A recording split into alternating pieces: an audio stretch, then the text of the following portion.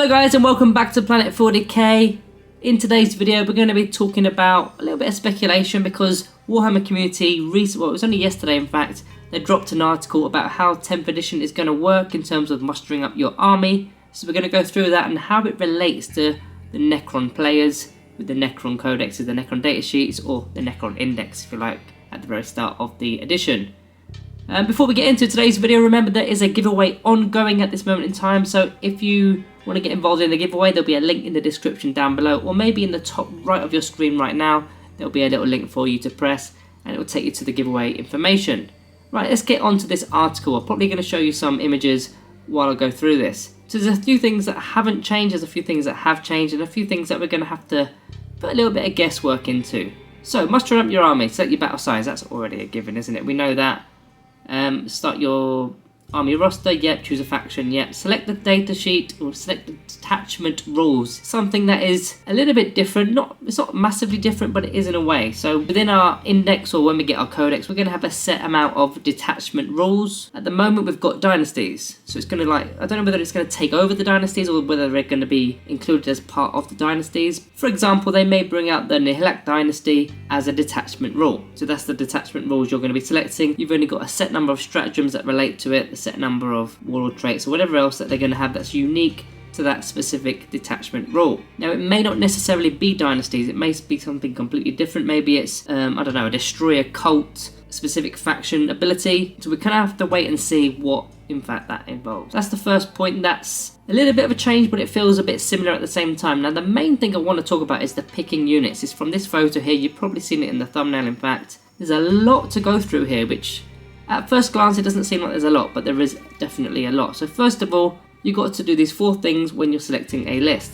So the first thing you need is at least 1 character. The next thing you need is a maximum of 1 of each epic hero. We'll go through what epic heroes could potentially be in a moment. We've then got up to 3 of the same data sheet. Now this has a slight change which has gone under the radar, because if you play incursion level, if you play 1000 point games, I play quite a lot of 1000 point games to be honest with you. I prefer them over the 2k games because it's a little bit more relaxed in terms of time restraints. You've got a bit more freedom. You're not rushing to finish off your game, and yeah, when you're having a bit of a chill session with friends, a 1k game is what I would prefer to be honest with you. But you've got up to 3 of the same data sheet regardless of the game type. Now previously when you played incursion level, you can only have a maximum of 2 of the same datasheet unless they were troops or dedicated transports, and it was quite difficult when building a list. For example, Canoptic Scab Swarms, you can only have 2 units of them, you can't have 3, etc. So that is a little change there.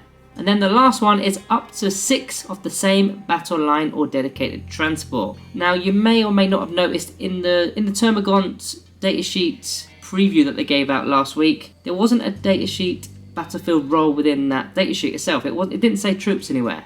So I believe they have taken away all the battlefield roles from the game. And in fact this picture would kind of suggest that. It doesn't say select 1 HQ, it just says select a character. Now in terms of battle line, I think what battle line currently means, or what it's going to mean rather, it's a little bit of a mid-ground between having core and possibly being infantry. I mean, looking at those silhouettes, that could be an infantry thing, because in the Necron Codex in fact you've got core obelisks, you've got core ghost arcs. Well, I suppose ghost arcs are dedicated transport, but all the vehicles have got the core keyword, so that I don't think that would class as a battle line unit. But this could potentially open the door for flayed ones, which is something that we've always wanted. We've wanted flayed ones as troops. There's no such thing as troops as we know, so potentially flayed ones could in fact be a battle line unit, and we could potentially have 6 units of them, so 6 slots of 20.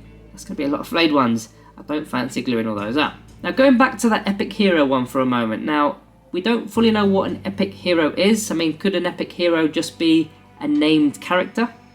It could be Imitek the Stormlord. Does it have to be something that's like a larger model, like the Lord of War model, maybe the Silent King? I mean, he's also named as well, so he kind of crosses over there. Or could it be something like the Nightbringer perhaps? The Nightbringer is something that in previous editions was restricted to having only 1, and in terms of Catan Shards you're restricted to 3, then in the Arts of Omen it was 2. So potentially that could be meaning the Nightbringer. If it doesn't mean the Catan Shard, then that opens a door for a lot of possibilities with Catan Shards, because if you go back to that picture again, the third bullet point or the third image, silhouette image, up to 3 of the same data sheets. Now, unless they specify that you can't take multiple Nightbringers, which I don't believe you can, but let's just say that they did say that and you can't bring an additional Nightbringer, you can't bring 2 Nightbringers in one list, but you've still got 3 of the named C'tans. You've then got Transcendent C'tans, which according to this, you could take 3 of the same data sheet, so that could be the 3 named guys, 3 Transcendent C'tan shards, a Tesseract Bolt. So you could be looking at 7 C'tan shards in one single list, if that is what it is. I mean, unless they are epic heroes, but even then it says a maximum of 1 of each epic hero. So what does that part mean? That part right there makes me believe that it's part of the named characters. So that's what that could possibly mean. Epic heroes are named, the Nightbringer is named, the Void Dragon is named, the Deceiver is named, the Transcendent C'tan shards are not named, so I reckon we can get 3 of those in a single list, according to this anyway. So yeah, that's just some changes that I've spotted from that image anyway. Let me know what you think. Am I going crazy with this or what? I mean, can we get more C'tan shards in a list now than we previously could? I definitely like the fact that we can take 3 of the same data sheet in the smaller games as well. That's going to open the door for a lot more possibilities at incursion level. Now, interestingly, it doesn't actually say at least 1 HQ either. Now, I know there isn't HQs anymore. It doesn't say there is, but we don't have to pay the tax for troops, so we don't have to pay the tax for HQs, according to this knowledge. So the Nightbringer could count as a character, because he's got the character keyword at present. Now, the only thing with the Nightbringer, in fact, is his current abilities and rule set in 9th edition doesn't allow him to be your warlord, so there may be some sort of restrictions still to come. We'll have to wait and see on that one. But yeah, guys, let me know what you think down below. Do you think we're going to be having a lot more C'tan shards in a single list? 2,000 points you can probably get in. Can you get 7 C'tans in the list? I'm not going to do the maths on camera because yeah, I'll be here all day, but the Nightbringer, the Void Dragon, the Deceiver, 3 Transcendent C'tans, Tesseract Bolt. Can we get that all in the 2k list? Let me know down below. So yeah, other than that, guys, all that is left to say. Thank you all for watching. I'll see you in the next one.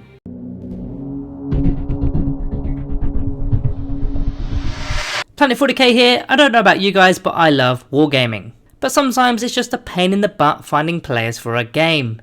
It's time for change, and I would like to introduce to you VoxLink. What is VoxLink, you ask? Well, it's an ultimate gaming community app. It has a game finder to find or host games within your area, no more posting on awful social media pages. VoxLink is the answer to finding your games, tournaments and events across your local community.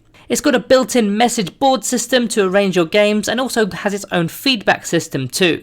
VoxLink is the next big thing in wargaming. However, we need your help to make the dream become a reality, so come and join the VoxLink on Kickstarter. There's going to be a free version of the app to suit everybody's budgets, and there'll also be bonus features for premium users. VoxLink just wants to make tapping into your local gaming community much easier than ever before. So join Planet 40k here on VoxLink, the ultimate tabletop community building app.